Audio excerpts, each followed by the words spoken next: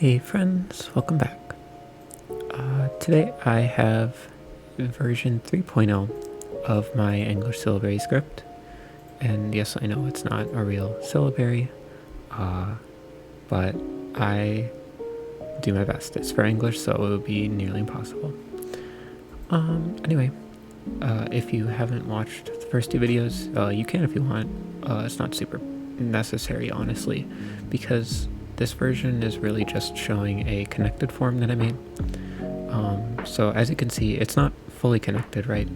These little markers by the vowels aren't connected, and they're still separated by syllables, right? So this is one word, but there's two syllables, so it's cut into two. So it's not fully connected, but it's definitely a lot more connected and flowy than the other versions. So this video is going to be a lot shorter than the other ones I made, just because I didn't have as long of a process behind this.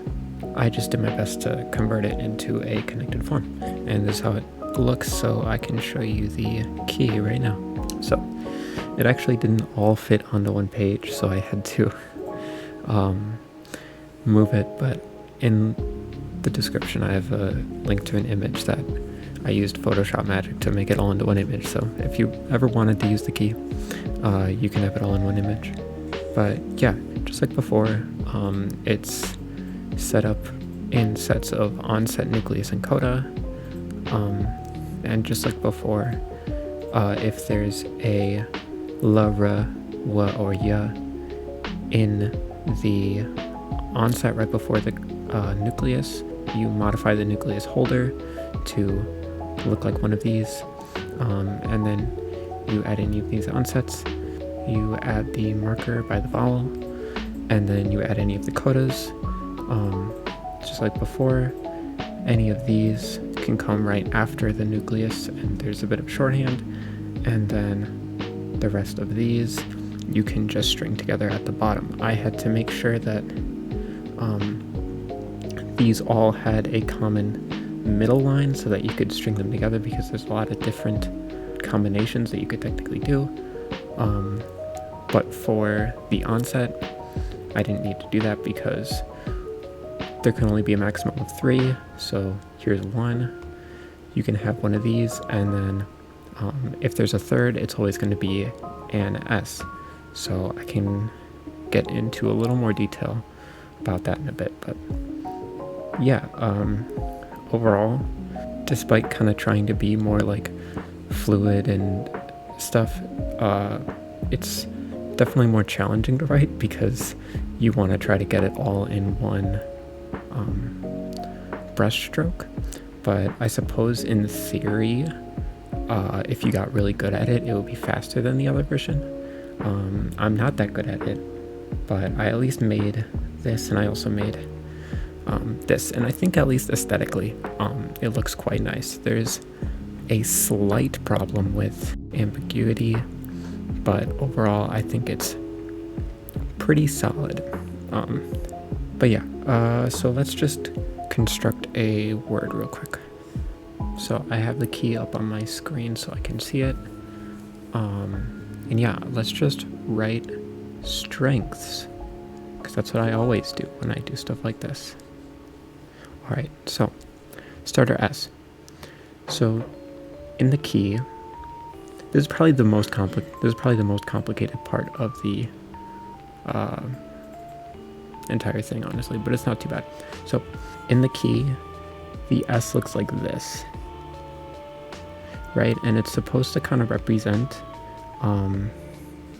how in the other key the S kind of looked like this, right? So you can kind of see the similarity between those two things. So if you just had an S at the beginning of the word, you just write it like this, and likewise you'd write it reverse if there was a vowel like that. But if you have something like this ch after the S, you kind of just do this and add the S on top. Here's the S. The ch is one of the most complicated letters. So it looks like that, right? And then since there's an R before the vowel, you make the vowel look like this. I know this is a left side vowel, so you write it like this, and then you modify it like this because there's an R in front. Then there's a ng, so you drag this down and you kind of curl it over like this. And then you have K. The K looks like this. The TH looks like this. And then the S looks like this. Oh wow, I really did not realize that all of these are on the same side. I guess it makes sense because all the unvoiced are on this side and all the voiced are on this side. So it makes sense that they're all to one side, but this might end up looking goofy. I actually haven't written this, I don't think. Oh, and if you want at the end, since you're not connecting something down here, you can kind of just square it out like this. It doesn't really matter. So yeah, basically all you're trying to do for the first part is throw the S onto here. Now, this is honestly an easy example.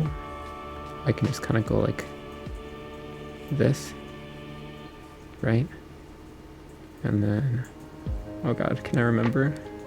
It's like this. This is a little ambiguous. I should have exaggerated this more, but yeah, this is basically what you're looking at. Let's pick a harder one to add the S to. Okay, maybe like so this is a P on this side.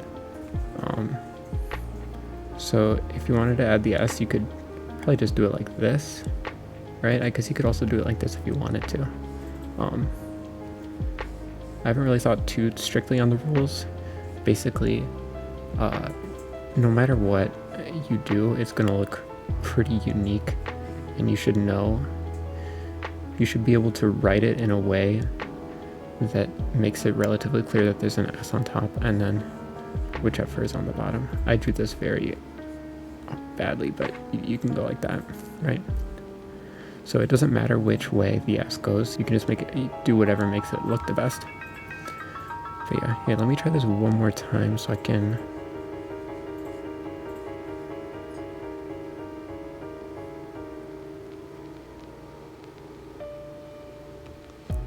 Alright, that's alright, I guess. And then you can have this for the E. So yeah, that's kind of what we're looking at. I think the biggest I guess flaw in this design, the biggest place for ambiguity, is that if you have a coda, right, and you have an M right after the coda, you kind of, here, let me use a clearer brush. So you bring it over here, you drop it down, and then you go into, you know, whatever is below. But if you don't have an M, but you still have stuff down here, in theory, you still need to bring this over to the middle, right? So in theory, you do something more like this, where this has a little notch right here, but this doesn't. And that is certainly subtle. It doesn't, you know, it's not like the clearest thing ever by far. So that's kind of an error on my part, but I feel like in pretty much any scenario, if you were actually trying to read something you wrote in this, you could pretty easily be like, okay, well, this looks like it could be an M or it couldn't be an M, but it would not make sense to put an M here, or like it wouldn't make sense to not have an M here in the case of the word. Like if you tried to sound it out, it wouldn't make sense. So you can, I'm sure you can clear it up like relatively easily, but you know, that is still a bit of ambiguity that I wasn't able to get rid of. But yeah, overall, I think that's about it. I'll have the key in the description. If you have any questions, let me know. This is probably the final version. I don't really know what else I could do with this script. I feel like I kind of exhausted it. So, yeah.